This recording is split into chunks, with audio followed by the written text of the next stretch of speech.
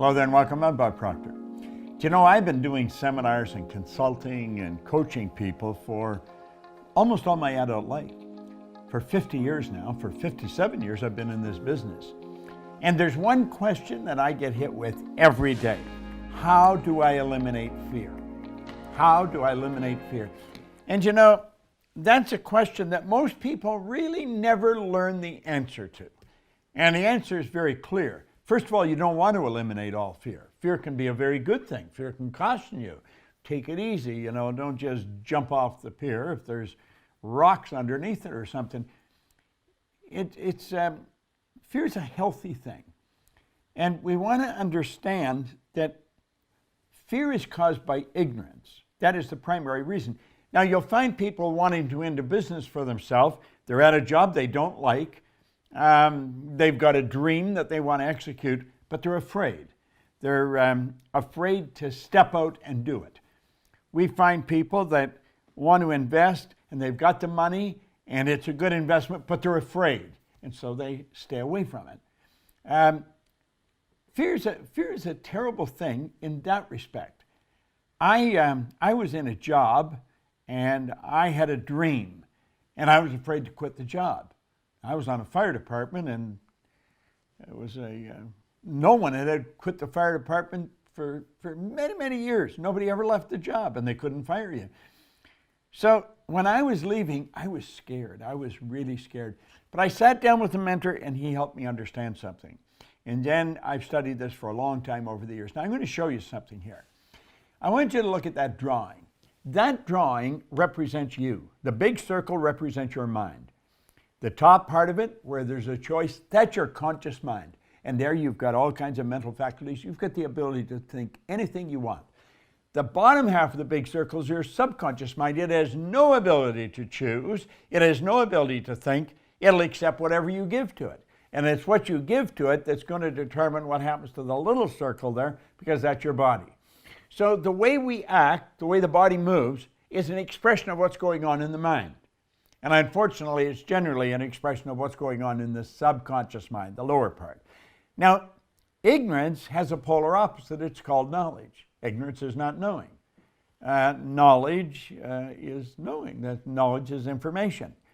Well, some people live in ignorance all their life. Others don't. Now, I did live in ignorance for a long, long time. And then I started to study and everything changed for me.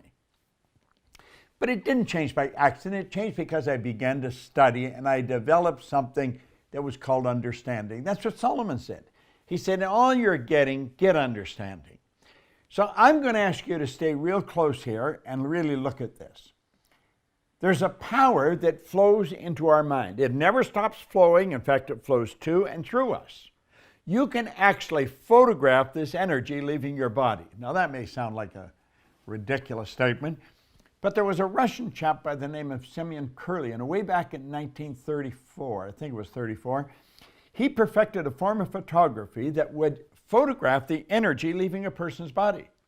He was photographing mass, really, and he could photograph the energy, and if you change the images in your mind, you alter the vibration that your body was in, and the color of that energy would change. And the density of it depending upon concentration. So let's look at this drawing now. The top part, we say you can think, and you can think anything you want. Your subconscious mind is programmed. That's where a paradigm is. A paradigm is a multitude of information that's a program in your subconscious mind. It's habits, a multitude of habits that control our behavior to an enormous degree. Now, the conscious mind, the thinking mind, can take over control. The problem is it rarely does. Most people are controlled by their paradigm. This would explain why some absolutely brilliant people, they've got all kinds of knowledge, but their results wouldn't indicate that they know much of anything because they're broke, they can't find work, and yet the truth is they're brilliant. Well, that's another subject, and we would have to talk about that at another time, but let's keep going here. The conscious mind, remember we said you had the ability to choose. Well, what do most people do? If they see a situation they don't really understand, they start worrying. Am I going to have enough money? You know, am I able to do this? Worry and doubt are both psychic diseases. It is a gross waste of this energy that we talked about that flows into your consciousness. We take that, we can make anything out of it we want. What do? We doubt and worry. Why do we do that? Because we're letting the outside world control our thinking, and that's an error. Now, when you build an idea, if it's a negative idea, and you impress it upon the subconscious mind, that sets up a vibration called fear. And that's what people want to eliminate. Well, I'm going to show you, and now this is just a very brief look at it. Our company goes into depth on all this so that you can not only eliminate the fear, you can learn how to make things happen in a very big way. Now think of what's happened here. There's a power flowing into your consciousness. You took and you had a choice. You had your choice of what you wanted to build with it. And what you build? You build a negative idea, doubt and worry. Then you got emotionally involved with the negative idea because the subconscious is also your emotional mind. Now whatever's impressed must be expressed, and it expresses itself in the physical body as anxiety. Now that's when most people get some Valium or something like that. They drug themselves. They don't understand the cause of anxiety, and most people don't talk about their anxiety. They don't show it very well. Do you know what they do? They suppress it. They bottle it up inside. Now, no good can come from that. In fact, a lot of bad can come from that because the suppression that's impressed and bottled up inside turns into something we call depression. A lot of people talk about, I've seen it talked about on television at times, on talk shows, and they act as if they don't know the cause of it. I know the cause of it, and you're looking at it right there. That's the cause of depression. Whereas it starts with doubt and worry. The worry turns into fear. Fear is expressed in anxiety. We suppress the anxiety, and it turns into depression. The depression eventually will cause your body to break down. That's what's called disease. You know, St. Clair Lewis was right. He said, we don't die, we kill ourselves. That disease turns into disintegration. Now that all may look like, oh, come on, you've simplified this too much. You can't simplify it too much. Our problem is we don't understand ourselves. We don't understand how the mind works and the relationship of the mind to the body and the outside world. Now, can you change this? Absolutely you can change it. Faith based on understanding. Blind faith isn't worth diddly. Blind faith, first time you get tested, boom, the faith is gone. Do you know, faith and fear are two interesting things. They both absolutely demand you believe in something you cannot see. But let's take a look at this a little further, okay? Here we are. Remember, power is flowing into our consciousness. We have the ability to think anything we want. The paradigm, that's the subconscious. It has no abilities to reject. It'll just take anything, doesn't have a choice. So the opposite of the doubt and worry, have you noticed the polar opposite? See the two symbols? They represent a law of opposites, or a law of polarity.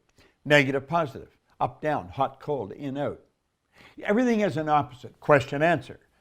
Now, the opposite of doubt and worry is understanding. Solomon said that a long time ago. He said, in all you're getting, get understanding. There's only one way to develop understanding. There is no other. One route, one road, and that is through study. If you do not study, you're not going to understand. Now, when we start to understand ourselves, our world changes.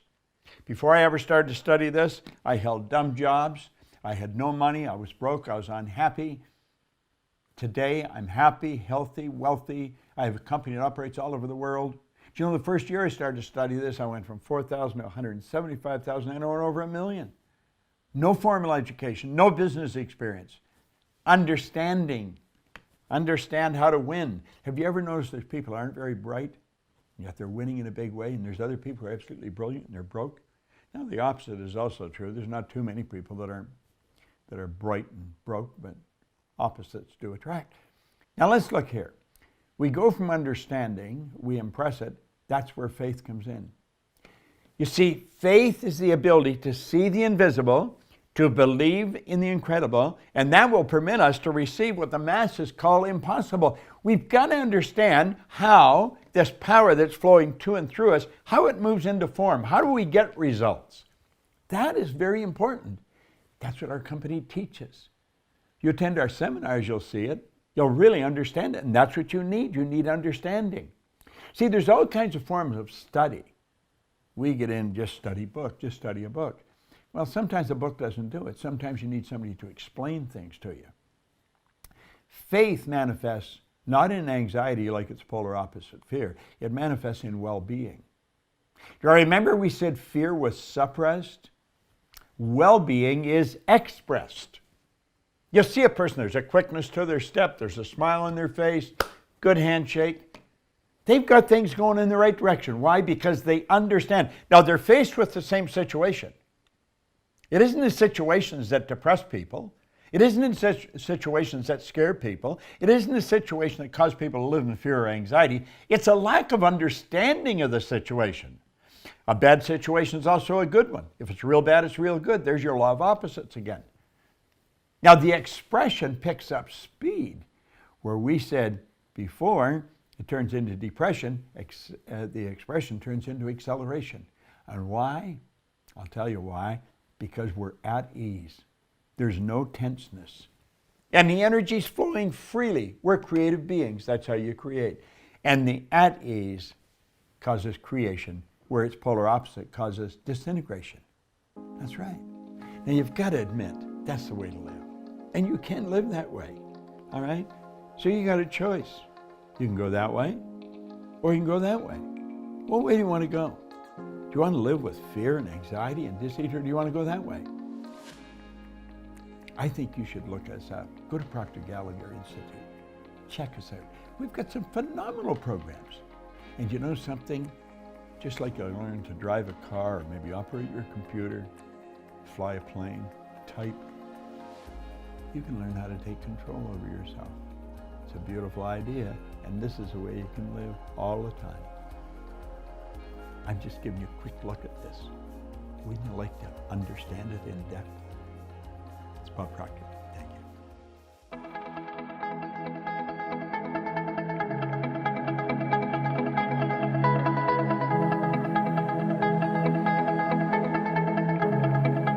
Check us out at ProctorGallagherInstitute.com for tips, tools, and resources.